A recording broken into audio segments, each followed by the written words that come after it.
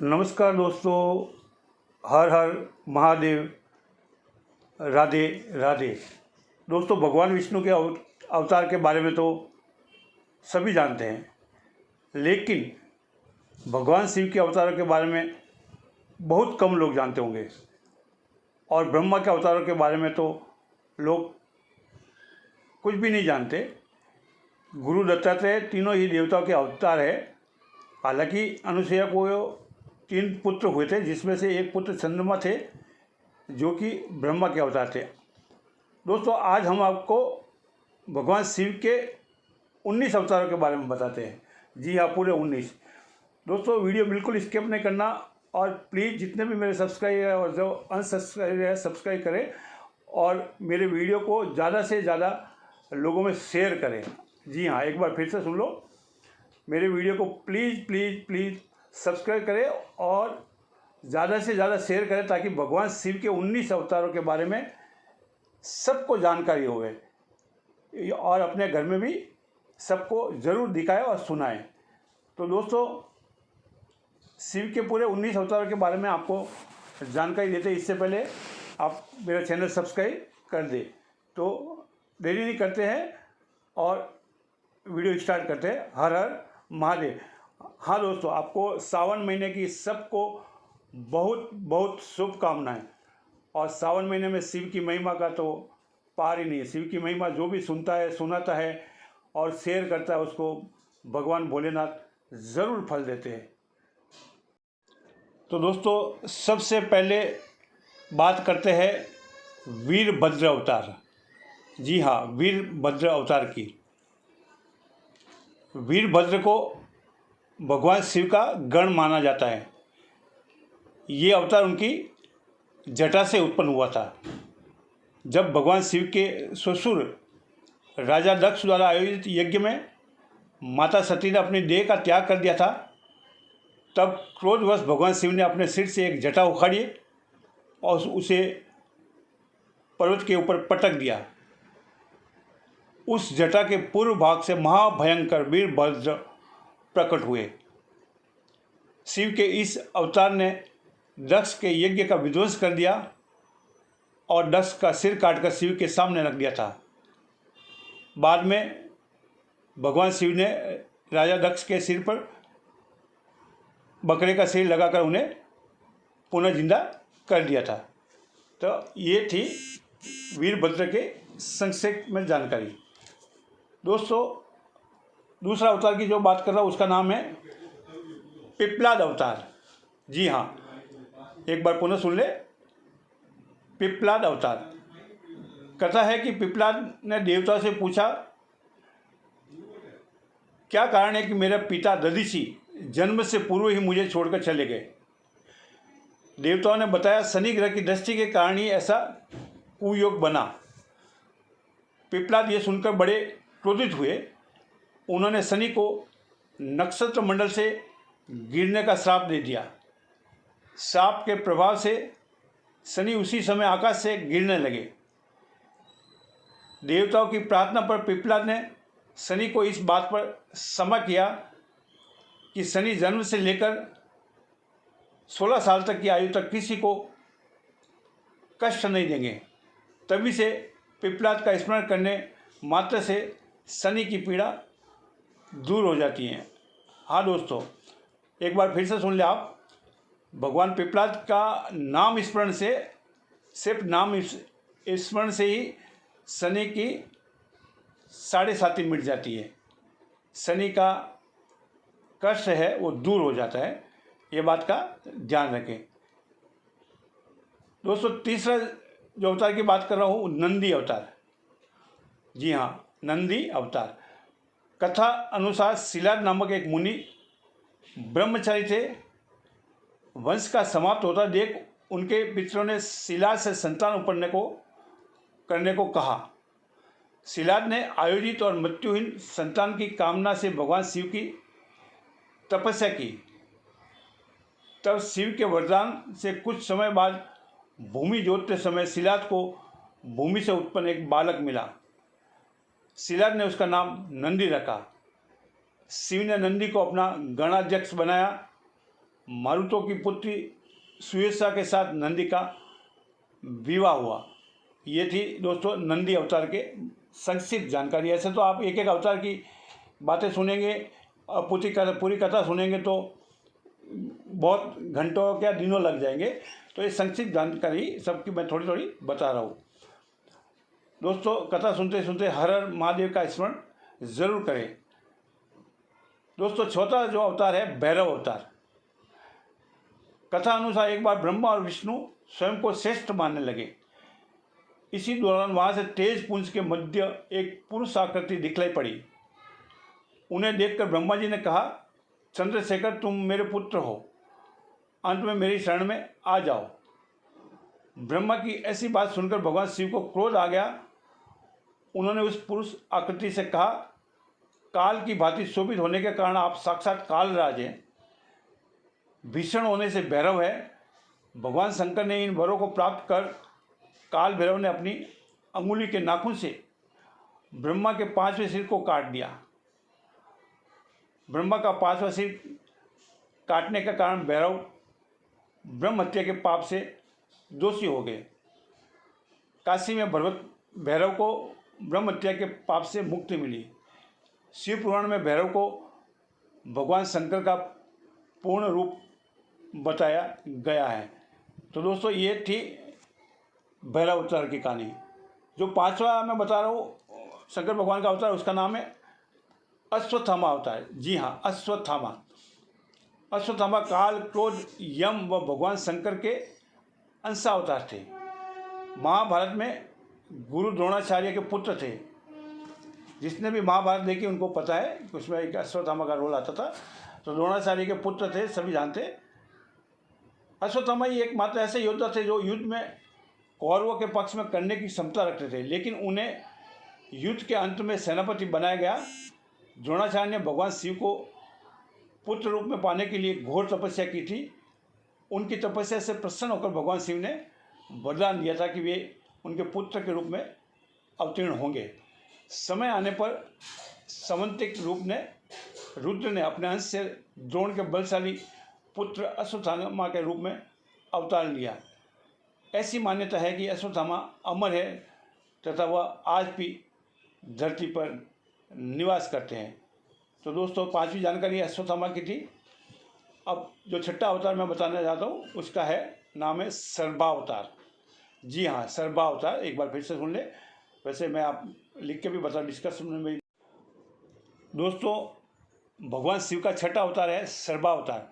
सर्बावतार में भगवान शंकर का स्वरूप आधा मृग तथा शेष सर्प पक्षी, पुराणों में वर्णित 8 पैर वाला जंतु जो शेर से भी ज़्यादा शक्तिशाली था, उनका रूप था सर्बावतार। लिंग पुराण में शिव के सर्बावतार की कथा है। उसके अनुसार हिरण्यकश्यप का वध करने के लिए भगवान विष्णु ने नरसिंह अवतार लिया था। हिरण्यकश्यप के वध के पश्चात भी जब भगवान नरसिंह का क्रोध शांत नहीं हुआ तो देवता शिव जी के पास पहुँचे। तब भगवान शिव ने सर्बावतार लिया और वे इसी रूप में भगवान नरसिंह के पास पहुँचे तथा उनसे स्तुति की। लेकिन नरसिंह की क्रोधाग्नि शांत नहीं हुई। ये देखकर सर्वरूपी भगवान शिव अपनी पूंछ में नरसिंह को लपेट कर ले उड़े। तब कहीं जाकर भगवान नरसिंह की क्रोधाग्नि शांत हुई। तब उन्होंने सर्बावतार से क्षमा याचना कर अति विनम्र भाव से उनकी स्तुति की। तो भगवान सर्बावतार की जय। दोस्तों 7वां अवतार की जो बात करता हूँ उस अवतार का नाम है शिव के अवतार का ग्रहपति अवतार। जी हाँ, एक बार फिर से सुन ले, ग्रहपति अवतार। भगवान शंकर का 7वां अवतार है ग्रहपति अवतार। कथा अनुसार नर्मदा के तट पर धर्मपुर नामक नगर में विश्वानगर नाम के एक मुनि तथा उनकी पत्नी सुचिस्मति रहती थी। सुचिस्मति ने बहुत काल तक निसंतान रहने पर एक दिन अपने पति से शिव के समान पुत्र की प्राप्ति की इच्छा प्रकट की। मुनि विश्वनाथ ने काशी जाकर भगवान शिव के वीरेश लिंग की आराधना की। एक दिन मुनि को वीरेश लिंग के मध्य एक बालक दिखाई दिया। मुनि ने बाल रूपधारी शिव की पूजा की। उनकी पूजा से प्रसन्न होकर भगवान शंकर ने सुष्मति के गर्भ से अवतार लेने का वरदान दिया। कालांतर में सुष्मति गर्भवती हुई और भगवान शंकर सुष्मति के गर्भ से पुत्र रूप में प्रकट हुए। तो दोस्तों ये थी गृहपति अवतार की कहानी। बोलिए भगवान गृहपति अवतार की जय। दोस्तों 8वां जो अवतार है अक्सर हर सनातनी इसको जानता है। उनका नाम है ऋषि दुर्वासा। जी हाँ, ऋषि दुर्वासा आपने बहुत ही महाभारत में, रामायण में इनका दर्शन आपने किए होंगे, इनके बारे में सुना होगा। तो 8वां है ऋषि दुर्वासा। धर्म ग्रंथों के अनुसार सती अनुसुईया के पति महर्षि अत्रि ने ब्रह्मा के निर्देशानुसार पत्नी सहित ऋषिकुल पर्वत पर पुत्र कामना से घोर तप किया। उनके तप से प्रसन्न होकर ब्रह्मा, विष्णु और महेश तीनों उनके आश्रम आए। उन्होंने कहा, हमारे अंश से तुम्हारे 3 पुत्र होंगे जो त्रिलोक में विख्यात तथा माता पिता का यश बढ़ाने वाले होंगे। समय आने पर ब्रह्मा जी के अंश से चंद्रमा उत्पन्न हुआ, विष्णु के अंश से संन्यास पद्धति को प्रसिद्ध करने वाले दत्तात्रेय उत्पन्न हुए और रुद्र के अंश से मुनि दुर्वासा ने जन्म लिया। तो ये थी दोस्तों ऋषि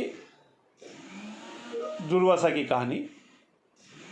दोस्तों 9वें अवतार की बात कर रहा हूँ, जो इसको पूरा जगत जानता है, पूरा संसार जानता है और रोज़ उनको मन में रख करता है। जी हाँ, उस अवतार का नाम है हनुमान अवतार। जी हाँ, हनुमान जी, हमारे बजरंगबली कहिए, हनुमान जी कहिए। तो 9वां है हनुमान।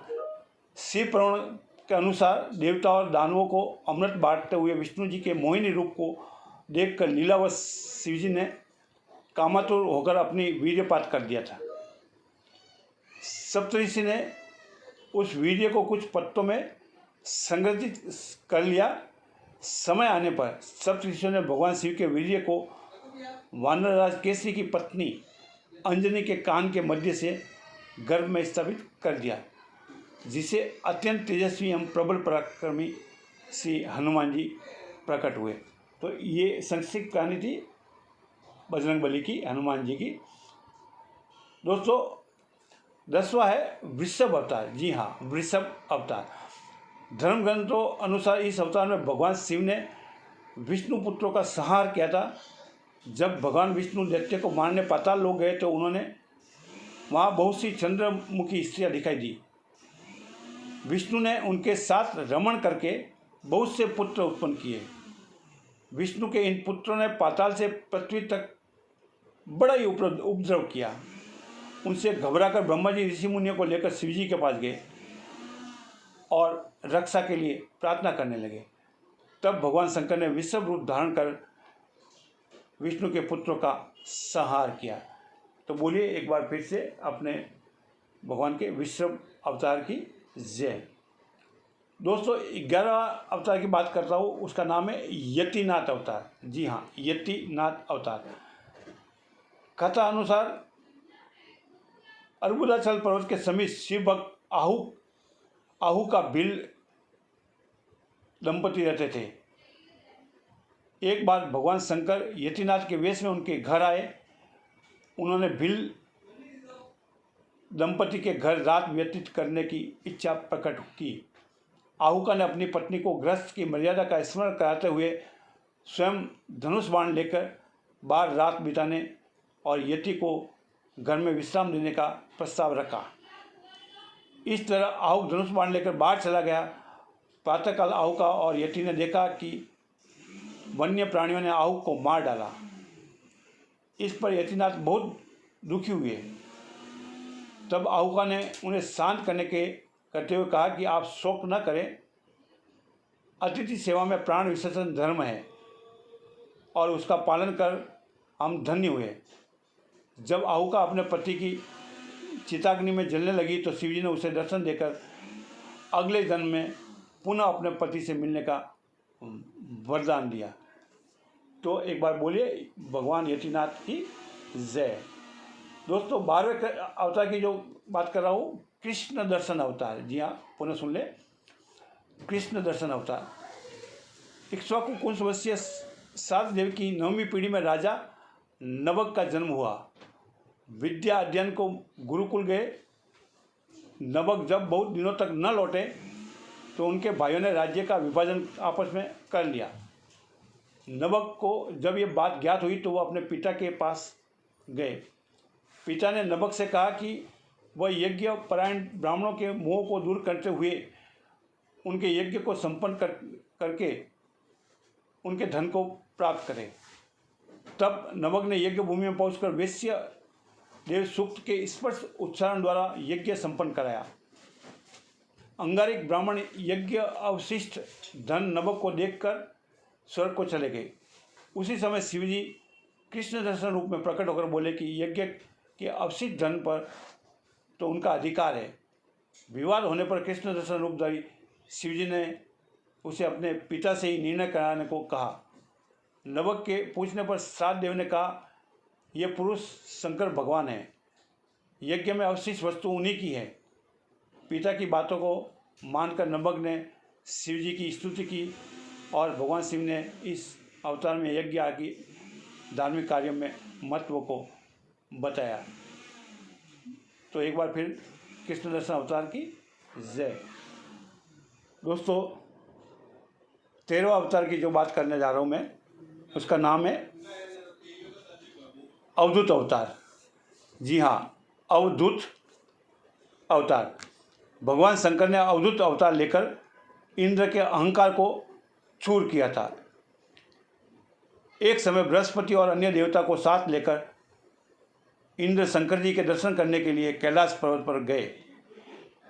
इंद्र की परीक्षा लेने के लिए शंकर जी ने अवधूत रूप धारण कर उनका मार्ग रोक लिया। इंद्र ने उस पुरुष से अवज्ञापूर्वक बार बार उसका परिचय पूछा तो भी वह मौन रहा। इस पर क्रुद्ध होकर इंद्र ने जो ही अवधूत पर प्रहार करने की वज्र छोड़ना चाहा, वैसे ही उनका हाथ स्तंभित हो गया। ये देखकर बृहस्पति ने शिवजी को पहचान कर अवधूत की बहुविधि स्तुति की, जिससे प्रसन्न होकर शिवजी ने इंद्र को क्षमा कर दिया। बोलिए भगवान अवधूत अवतार की जय। दोस्तों 14 अवतार की जो बात कर रहा हूँ वो है भिक्षुवर्य अवतार। जी हाँ, भिक्षुवर्य अवतार। धर्म ग्रंथ के अनुसार विदर्भ नरेश सत्यरथ को शत्रुओं ने मार डाला। उसकी गर्भवती पत्नी ने शत्रुओं से छिपकर अपने प्राण बचाए। समय आने पर उसने एक पुत्र को जन्म दिया। रानी जब जल पीने के लिए सरोवर गई तो उसे घड़ियाल ने अपना हार बना लिया। तब वह बालक भूख प्यास से तड़पने लगा। इसी दौरान शिवजी की प्रेरणा से एक भिखारिन वहाँ पहुँची तथा शिवजी ने भिक्षुक का रूप धारण कर उस भिखारिन को बालक का परिचय दिया और उसके पालन पोषण का निर्देश दिया तथा ये भी कहा कि ये बालक विदर्भ नरेश सत्यरथ का पुत्र है। ये सब कहकर भिक्षुक रूपधारी शिव ने उस भिखारिन को अपना वास्तविक रूप दिखाया। शिव के आदेश अनुसार भिखारिन ने उस बालक का पालन पोषण किया। बड़ा होकर उस बालक ने शिवजी की कृपा से अपने दुश्मनों को हराकर पुनः अपना राज्य प्राप्त किया। बोलिए भिक्षुवर्य अवतार की जय। दोस्तों 15 जो अवतार मैं बता रहा हूँ उनका नाम है सुरेश्वर अवतार। जी हाँ, सुरेश्वर अवतार। भगवान शंकर का सुरेश्वर इंद्र अवतार भक्त के प्रति उनके प्रेम भावना को प्रदर्शित करता है। इस अवतार में भगवान शंकर ने एक छोटे से बालक उपमन्यु की भक्ति से प्रसन्न होकर उसे अपनी परम भक्ति और अमर पद का वरदान दे दिया। कथा के अनुसार व्याघ्रपाद का पुत्र उपमन्यु अपने मामा के घर पलता था। वह सदा दूध की इच्छा से व्याकुल रहता था। उसकी माँ ने उससे अपनी अभिलाषा पूर्ण करने के लिए शिवजी की शरण में जाने को कहा। इस पर उपमन्यु वन में जाकर ओम नमः शिवाय का जप करने लगा। भगवान शिव सुरेश्वर का रूप धारण कर उसके समक्ष उपस्थित हुए और वे शिवजी की अनेक प्रकार से निंदा करने लगे। इस पर उपमन्यु क्रोधित होकर इंद्र को मारने के लिए खड़ा हो गया। उपमन्यु को अपने दृढ़ शक्ति और अटल विश्वास देखकर शिवजी ने उसे अपना वास्तविक रूप में दर्शन दिए तथा क्षीर सागर के समान एक अनश्वर सागर उसे प्रदान किया। उसकी प्रार्थना पर कृपालु शिवजी ने उसे परम भक्ति का पद भी दिया। तो बोलिए सुरेश्वर अवतार की जय। दोस्तों 16वें अवतार की बात करते हैं। 16वें अवतार का नाम है किरात अवतार। जी हाँ, एक बार फिर से सुन ले, किरात अवतार। महाभारत के अनुसार वनवास में के दौरान जब अर्जुन भगवान शंकर को प्रसन्न करने के लिए तपस्या कर रहे थे, तभी दुर्योधन द्वारा भेजा हुआ मूढ़ नामक दैत्य अर्जुन को मारने के लिए शुकर यानी सुअर का रूप धारण कर वहाँ पहुँचा। अर्जुन ने शुकर पर अपने बाण से प्रहार किया। उसी समय भगवान शंकर ने भी किरात वेश धारण कर उसी शुकर पर बाण चलाया। शिव की माया के कारण अर्जुन उन्हें पहचान न पाए और शुकर का वध उसके बाण से हुआ, ये कहने लगे। इस पर दोनों में विवाद हो गया। अर्जुन ने किरात वेशधारी शिव से युद्ध किया।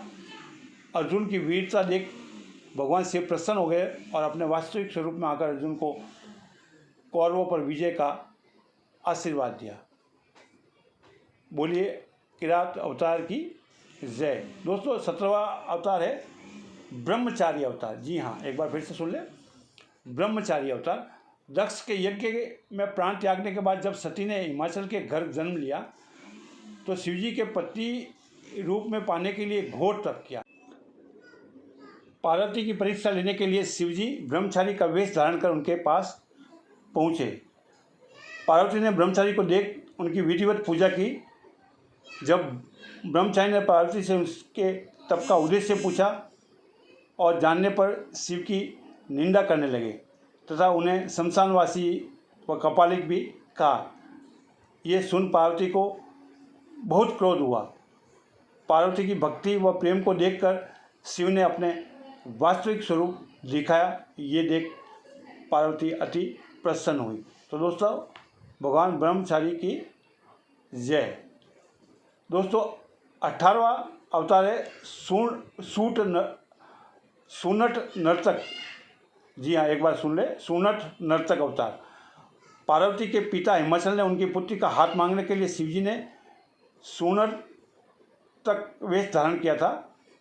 हाथ में डमरू लेकर शिवजी नट के रूप में हिमाचल के घर पहुँचे और नृत्य करने लगे। नटराज शिवजी ने इतना सुंदर और मनमोहक नृत्य किया कि सभी प्रसन्न हो गए। जब हिमाचल ने नटराज को भिक्षा मांगने को कहा तो नटराज शिव ने भिक्षा में पार्वती को मांग लिया।